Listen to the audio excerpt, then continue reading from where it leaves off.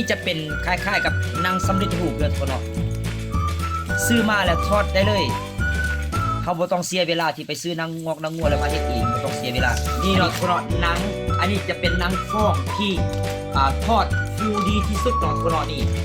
ครับถ้าว่าท่านใดเนาะอยากต้องการสนใจอยากได้หนังฟองไปทอดไปขายไปต่อยอดสามารถสั่งซื้อนำไปได้เนาะนี่กิโล1 2 0 0 0เนาะกิโล1 2 0 0 0อันนี้จะทง1กิโล1เนาะนี่120,000ซึ่งเราสามารถสร้างกำไรสูงกว่า120,000เราสามารถสร้างกำไรได้อยู่ที่อย่างต่ำๆก็คือ100,000กีบต่อนี่เนาะถ้าผู้ใดสนใจอยากได้นางฟองไปทอดไปขายสามารถติดต่อหาบ่าวเพิ่งได้เนาะนี่นางฟองทั้งสุดยอดเดี๋ยวนี้บ่าวเพิ่งจะทอดให้เบิ่งเนาะนี่อันนี้ตอนนี้ต้มน้ำมันแล้วจักหน่อยนี่บ่าวเพิ่งจะลอง5อันเอาสิมาลองให้ท่านผู้ชมได้เบิ่งว่านางตัวนี้มันฟองแท้หรือบ่เนาะตัวนี้เขาจะเฮ็ดเป็นครบละเอียดเลยเนาะที่จะไปทอดเลยนี่เขาจะมาลอง5อันเนาะนี่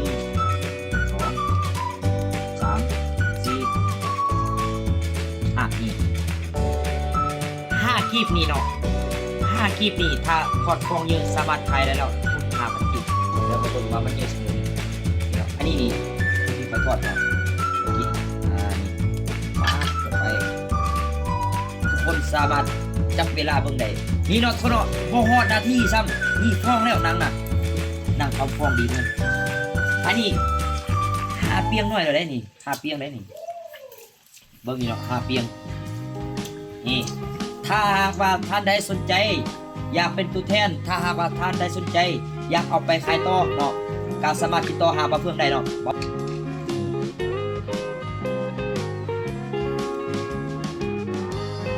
นี่เพียง5 สิ้นเท่านั้นเลยนี่เนาะบอกงามๆเลยนะครับเดี๋ยวจะทอดให้เบิ่งอีก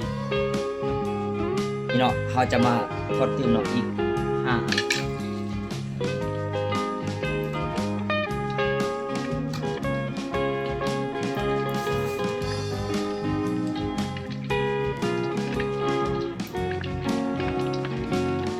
นี่บ่คนเนาะ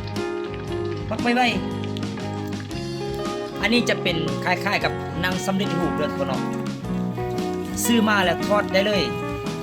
เขาบ่ต้องเสียเวลาที่ไปซื้อนางงอกนางงัวแล้วมาเฮ็ดเองบ่ต้องเสียเวลาอันนี้คือซื้อมาทอดได้เลยเห็นบ่5สิ้น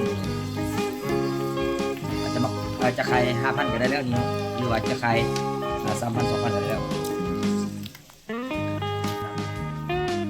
นี่ใส่เวลาบ่2 นาทีเนาะ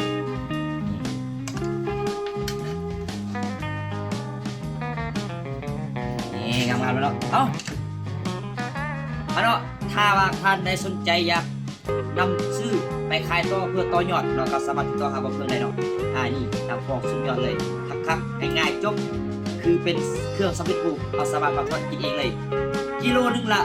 100,000กับ3,000กีบบ่ได้สนใจอยากไปขายต่อติดต่อหาบ่าวเพิ่งได้อย่าลืมกดไลค์กดแชร์กดคอมเมนต์ใน2เฟซของบ่าวเพิ่งทีมเมืองซอยเด้ออย่าลืมเด้อทุกคนไป